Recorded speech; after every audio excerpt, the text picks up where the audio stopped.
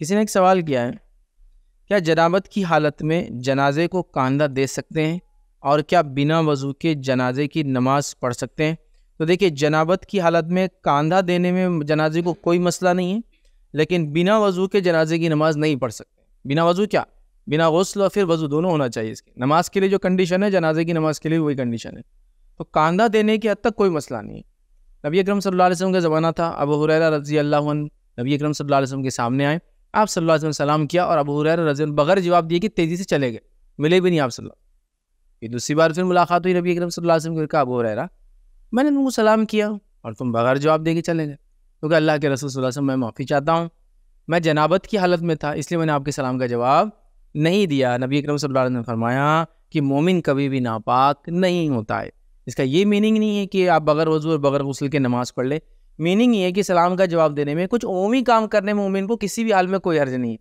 हिफाजत की दुआएं पढ़ने में कोई मसला नहीं किसी भी हालत में, सलाम का जवाब देने में कोई हर्ज नहीं किसी भी हालत में, चाहे औरत हो चाहे मर्द हो, जनाबत हो या हाइजा हो, मसला नहीं सलाम का जवाब देने में।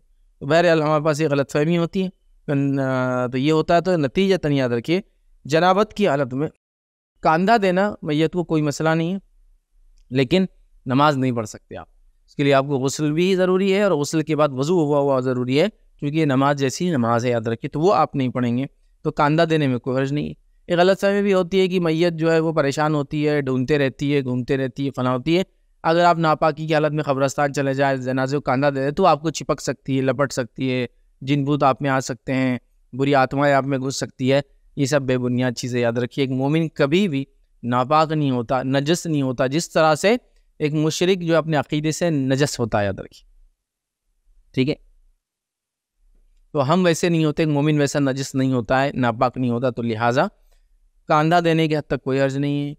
इसी तरह जनाबत की हालत में हो, बहुत सारी औरतें भी सवाल करती है हाइजा में, तो क्या कर जना मैयत को हाथ लगाए, मैयत को गुस्ल दे, मैयत के साथ कुछ करे। बिल्कुल, एक हाइजा औरत मैयत को गुस्ल भी दे सकती है, एक हाइजा औरत कुर्बानी भी कर सकती है, एक हाइजा औरत मैयत को हाथ भी लगा सकती है, सारी चीज़ें हो सकती है। बहरहाल इसमें शरई कोई मसला नहीं, याद रखिए, चीज़ों को समझने की ज़रूरत है, लेकिन नमाज नहीं पढ़ सकते। इसलिए नमाज के लिए गुस्ल और वज़ू दोनों ज़रूरी है, याद रखिए।